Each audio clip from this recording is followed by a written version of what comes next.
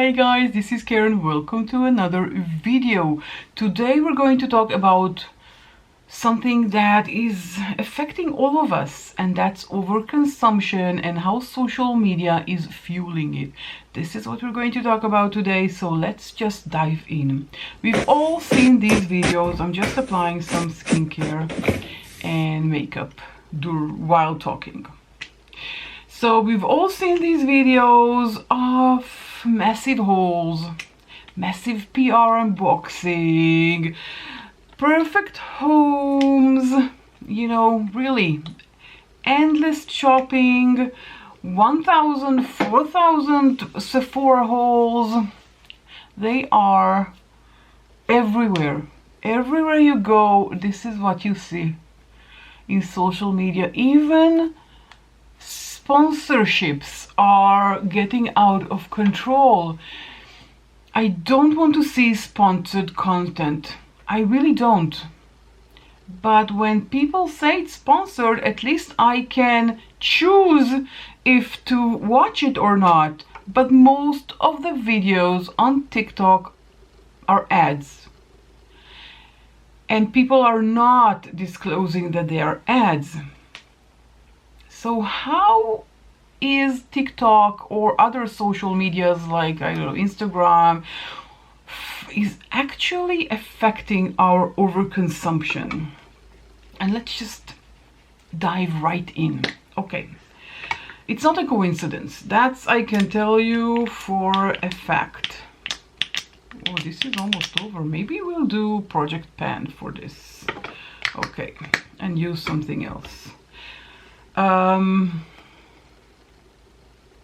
These videos are carefully crafted to bypass our rational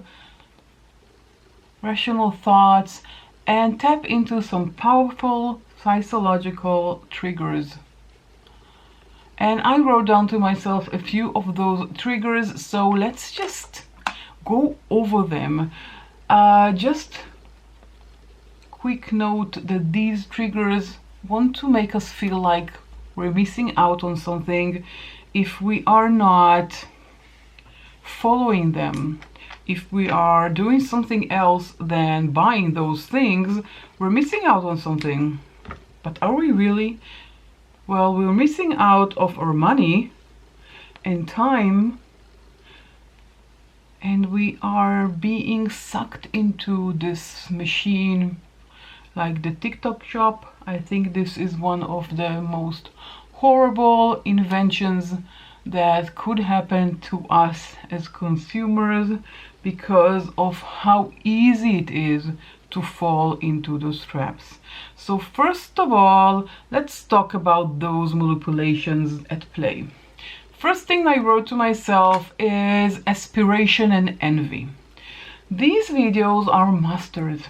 They're masters at creating a sense of aspiration and envy. I mean, they show you all of those amounts of makeup, beauty products, clothes, jewelry, bags, Stanley cups, it doesn't really matter what, but they all have a huge collection, humongous collection, that they need an entire room to store everything. They have designers items, luxury items, and everything is flawlessly decorated.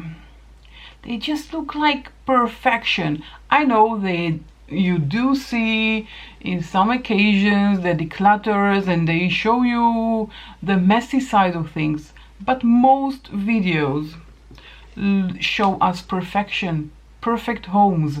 So we will be envy and we will inspire to be like them.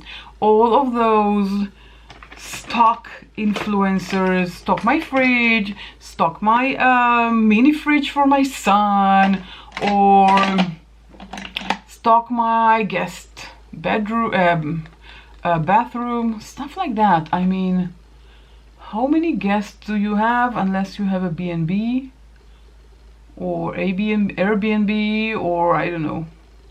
How many guests can one person have? And do these guests really don't bring anything from home? I mean, do they really use up everything that the host is giving them? I mean, I know that if I were a guest at one of my friends' house, and even if everything would be full of products, I would still use the product that I brought from home. I would never take something unless, you know, it's a real emergency and I forgot about it, and probably I will take it and just replace it later on, or just tell them I used that, I'll replace it for you. I mean, who feels comfortable using those things, even if it's real for real guests? So we have to look out for these things, and we don't really need to keep up with them. We can never keep up with them. I used to have in my Instagram channel, Karen Does Makeup, I used to post all the new releases of makeup, and I stopped doing that because I feel like I am encouraging overconsumption, and this is not what my channel is about. I don't want you to overconsume. I am just trying not to buy. And if you saw my video, No Buy 2025, this is where we're going. Second thing I wrote is self-care as marketing tool. I mean, it's everywhere. It's everywhere. It doesn't even matter if you are on Pinterest, if you are on TikTok, if you are on Instagram, or even Facebook. Every part of social media is packed with self-care videos. Treat yourself. Oh, you have to treat yourself. And look, you see how many Tree Hut scrubs I have, or Bath and Body Works product. They have showers full of scrubs. Full of them. I mean, how many scrubs then one person can use? In order to keep up with expiration dates, you have to scrub yourself 24/7 in order to complete a wall full of Tree Hut scrubbers. I mean, it's insane. All these influencers, they are falsely comparing consumption with self-care. They suggest buying, I'm just reading it because I don't want to forget. They suggest buying certain products is essential for well-being and happiness, tapping into our desire to feel good and care for ourselves. This is just a sneaky way to make us buy from their Amazon storefront or TikTok shop or whatever they are selling us. I really want to talk about in this self-care marketing tool. I've been bronzing like forever, I guess. That's too much. Let me just blush.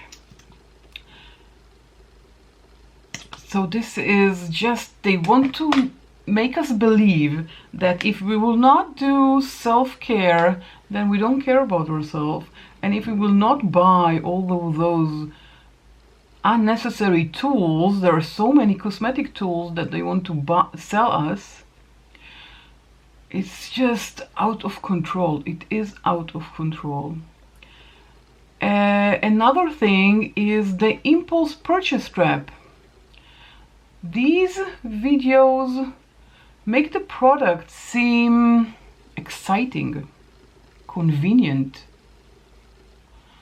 They encourage us to make quick impulse purchases. Just click here.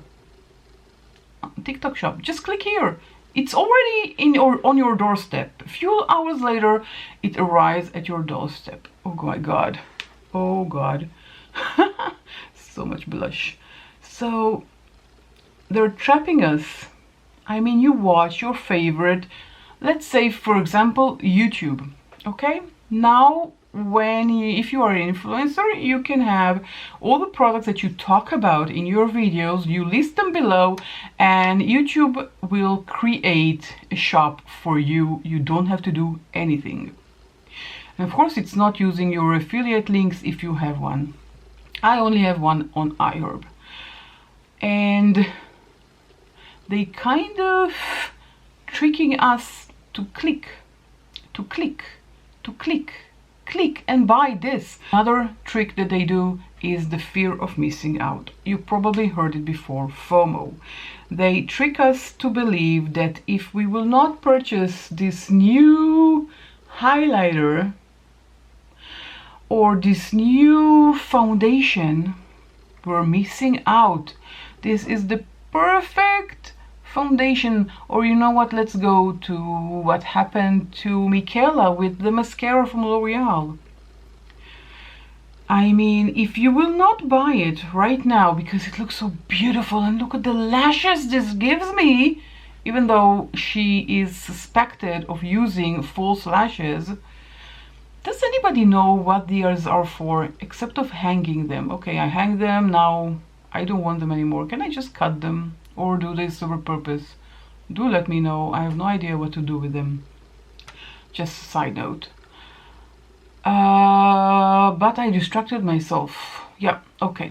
So we feel compelled to buy in order to avoid missing out.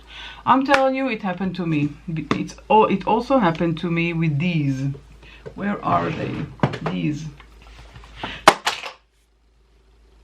Okay, I'll look later and I hope it did not break. I really hope that it did not break. These made me FOMO for them. I saw tons and thousands of videos where all the influencers were talking about these products. First the bronzer from NYX, buttermilk bronzer, and then buttermilk blush, and I was dazzled and I had to have them. I had to have them. I have 2 shades of bronzer, only one of them is perfect for me, and this blush is nice, but you know, I have others. I don't really need them, but I got to a point that I told myself, if I will not buy it now, I must be missing out on something. I mean, all the influencers are influencing me to buy. They're like telling me, Karen, you have to buy it. You won't be complete until you buy it. You have to have it in your life. You have to have it in your life. And you see now, I was using cream blush and cream bronzer. I hardly use powder anymore for bronzer and blush. But I had to have them, and they all talked about the smell. And yeah, it smells nice, really is, and it's affordable. It's not expensive. It's $10, but you just saw $20 and another one fell on the floor, and of course the one that fell on the floor is the right shade for me. I am dreading to open it. I hope it's okay. So missing out something completely different. Fear of making out. It's also FOMO. We're onto something. Okay. Identity and belonging. Okay, these videos often associate specific products with an identity or social group. For example, Stanley cups. You know what, I have to take a break and just see what's going on there with the bronzer and just keep thinking about it. It has survived. Nothing happened to it.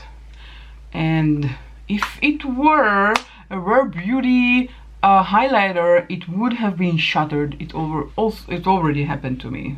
It wasn't really a lot of fun. So Stanley cups, or some kind of skincare product like Drunk Elephant or Glow Recipe or Dior, which is very, very hyped all over social media. And I remember buying this. This is the Backstage Powder No Powder from Dior. I bought it 2 years ago. I hardly use it. It costs a lot of money. I was influenced to buy it, to belong to the group that uses Dior. Taking it out of your purse, let's say for the lip oil, I have it in my bag. taking it out of my bag when I'm in the bathroom, in a public bathroom, and apply my Dior lip oil makes me feel like I belong to the it crowd. Oh, spoiler alert, I don't. If you haven't noticed that already, I don't. But it makes you feel like you are. And that's what it's all about. Okay, so another thing is dopamine rush and addiction. The act of buying something new provides a dopamine rush. Now tell me that it didn't happen to you, because it happens to me a lot when I, for example, go to Sephora.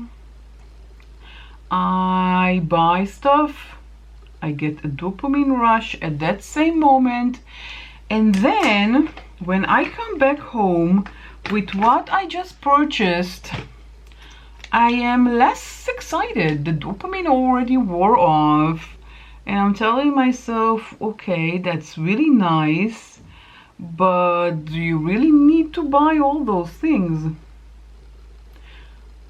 Did you really need to buy? I recently added this to my collection. This is from Dior. Again, this is their Back Glow Face Palette. I really love it. I really enjoy using it. But do I really need it? I have so much, but the dopamine rush of buying it was amazing. I had fun buying it, but when I get home and I open it and I swatched it, I was excited. But then I look at all of the other highlighters that I have. Do I really need this? Nuh-uh. No, I do not need it. No siree, Bob. No, I only bought it for the dopamine rush. And if we acknowledge the fact that we buy to satisfy our dopamine, we really want that feeling, then it's easier to say no. It is just easier to say no, because we don't, it has a great scent, it really does. But I have so many, I'm using it because I took it out, otherwise I wouldn't have used that. I'm telling you the truth here. And the last thing I want to talk is emotional coping.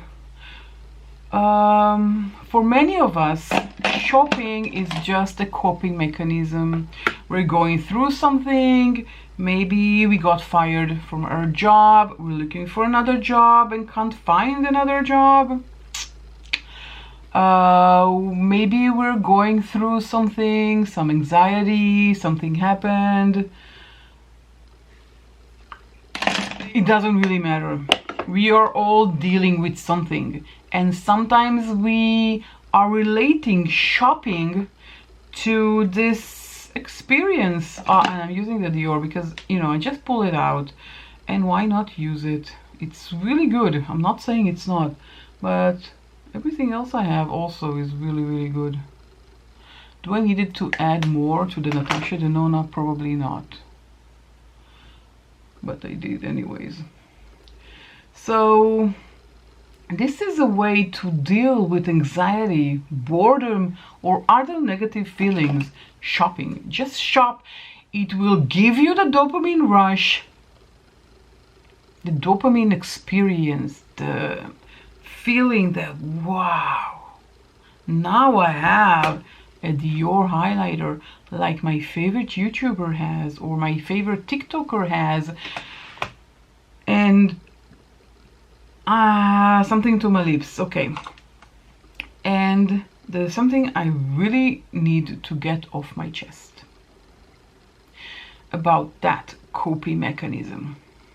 There are YouTubers that I watch that I really, really like Tati. I really love watching her videos, but she does videos about her Amazon finds or stuff like that. And in the past, she did that also, but maybe I wasn't aware of it, or the overconsumption wasn't the most important thing in my life like it is now, but she is selling us stuff. I just recently saw a video she posted about Amazon purchases, and she's showing us the products briefly, sometimes not briefly, but bombarding us with products. Some of them she used and she can give us her opinion, and some of them she just got. She didn't even use them. I did a 2016 thing. Let's clean it. She didn't even use them, but it's all in her Amazon storefront. Just buy from me. It doesn't really matter what you buy. You just click on her affiliate link, and whatever you buy on Amazon at that day, she will get a commission from. I mean, I understand it's her livelihood. I really do understand that, and I support that. That's why I'm watching her videos till the end and till the last minute, because that's supporting.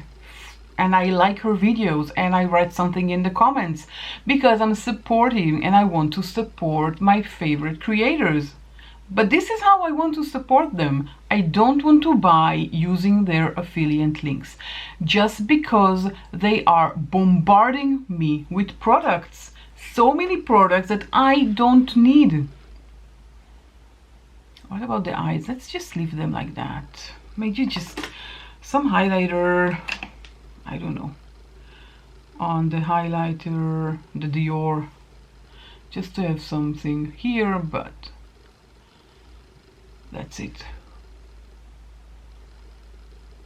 Okay, let's not talk about Tati. This is just an example. I love her. I will continue to support her because I really like her. But this is just an example. I don't want to say anything bad about her because she is really nice, a really nice person. I really love her. But come on. Bombarding us with so many products in one video is too much. You have to limit yourself to products that you already used, and you can give us your opinion about it. Is it good? Is it not good? How did you use it? What did you do when you used it? Is there a specific technique that we should use? These are opinions that help.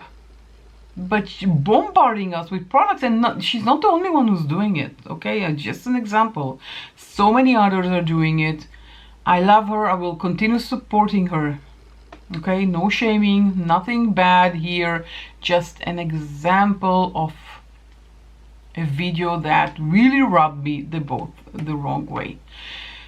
Now, all of these videos, we have to look at them with new eyes and understand what they're doing and why are they trying to sell us more and more and more. And the ease of it, it's so easy to get to overconsumption. I have here drawers, an Alex drawer, IKEA Alex drawer here, full of makeup. Full of makeup I bought in the past because I was influenced to buy. I had FOMO, fear of missing out. The fast-pacing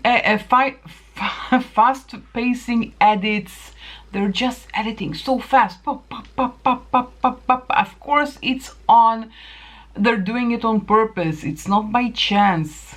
Okay, they're trying to catch your attention.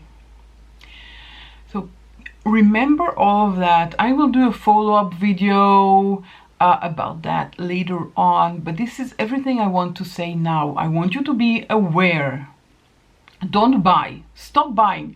This is no buy 2025. Now I'm going to film another video right after that about my January journey so far in 2025. So if you're interested, then wait for my January 2025 bottom line, how much did I buy on makeup, skincare, hair care, body care, and stuff like that. Now, if you haven't been following me so far, then please do follow. Click the follow button. If you enjoyed this video, don't forget to give the video a thumbs up. Don't forget to subscribe before you leave. Join my family here on YouTube. It's free. It doesn't cost you anything, but it will make me really happy if you will subscribe, like this video, write something in the comment section down below, and if you stick it to the end, then thank you very, very much. And I will catch you all in my next video. Bye.